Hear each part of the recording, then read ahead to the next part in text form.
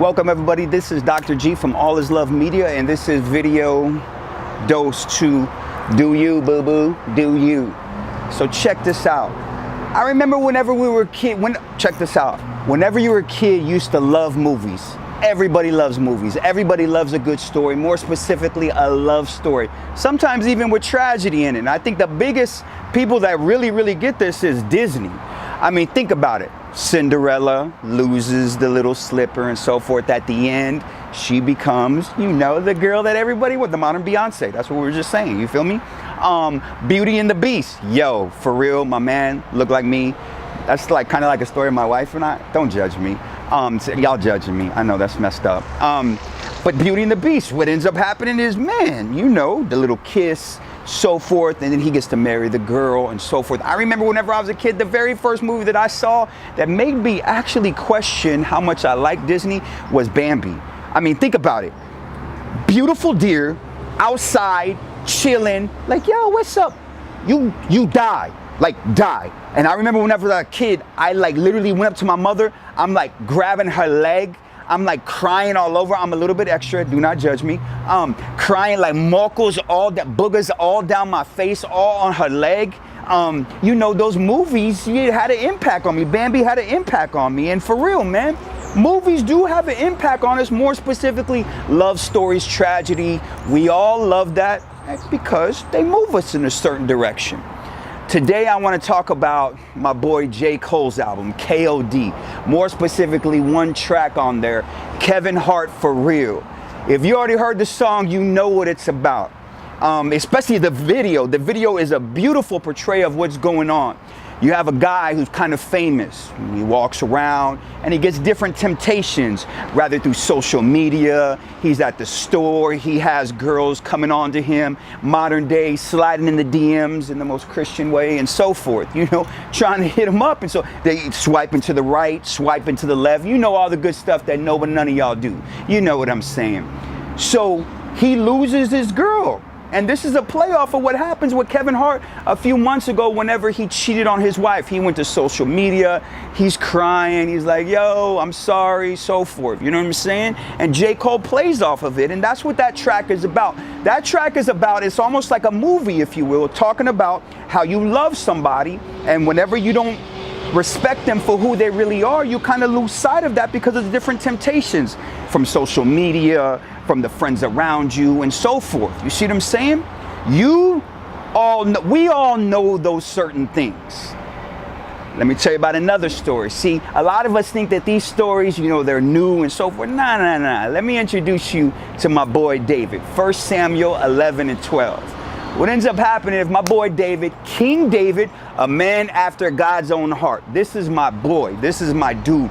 He writes bars. He writes songs. Those are the Psalms.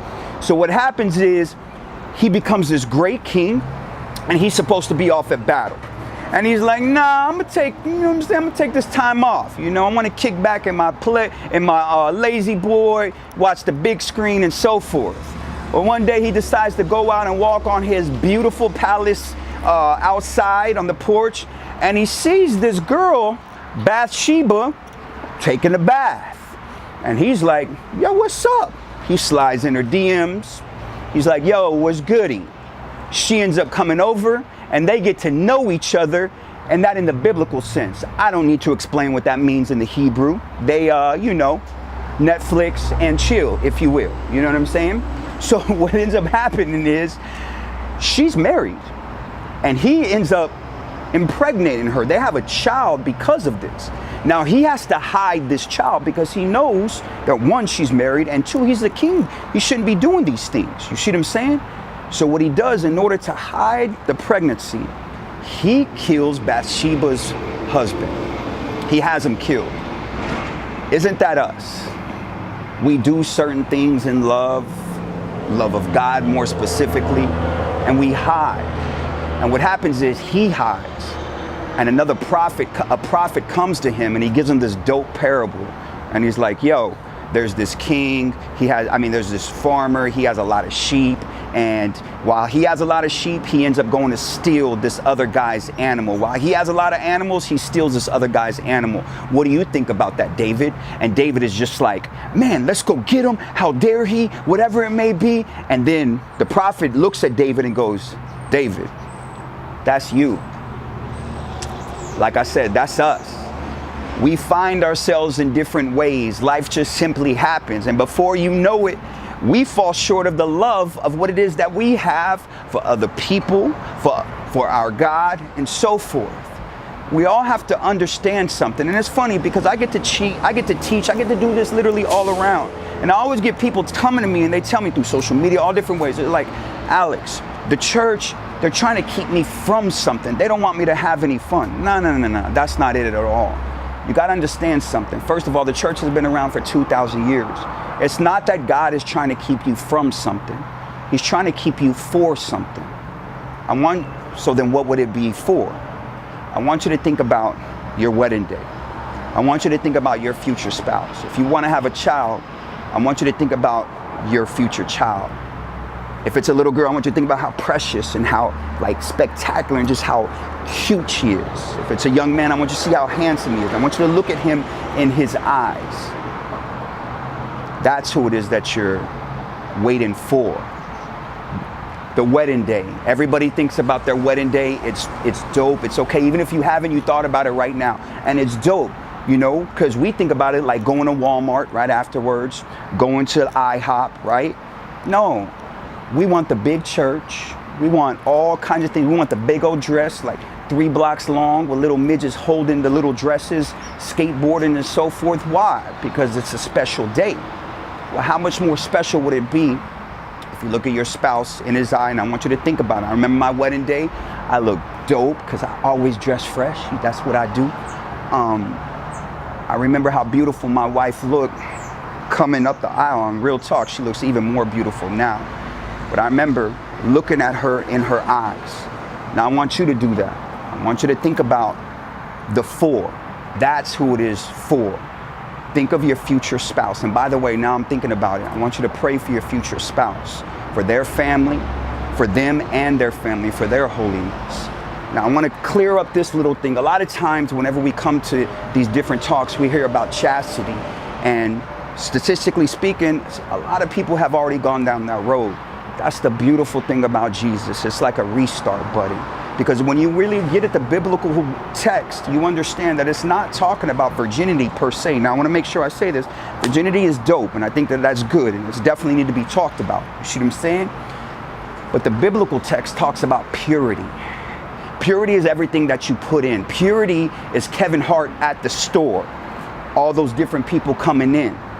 Purity is looking at your phone late at night when nobody else is around. What are you putting into your mind?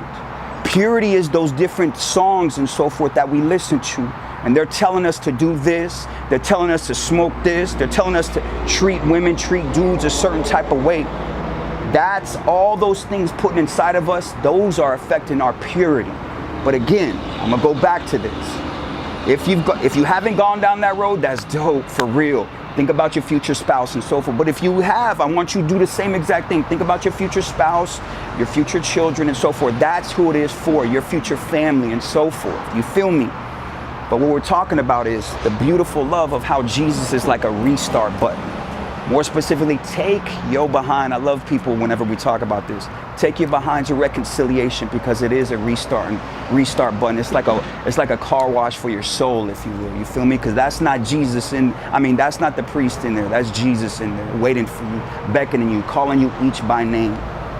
So check this out. Kevin Hart for real is for real. It talks about all those different things that have an influence in us that affect our purity. David, he understood that, and he fell short. But David ended with this. Whenever that prophet told him, yo, that's you, David went back to his room, if you will. He sat with God, and he wrote Psalm 51, where it says, search my heart, O God, cleanse me. That's beautiful. And whenever you do that, you find out that you can really do you. You guys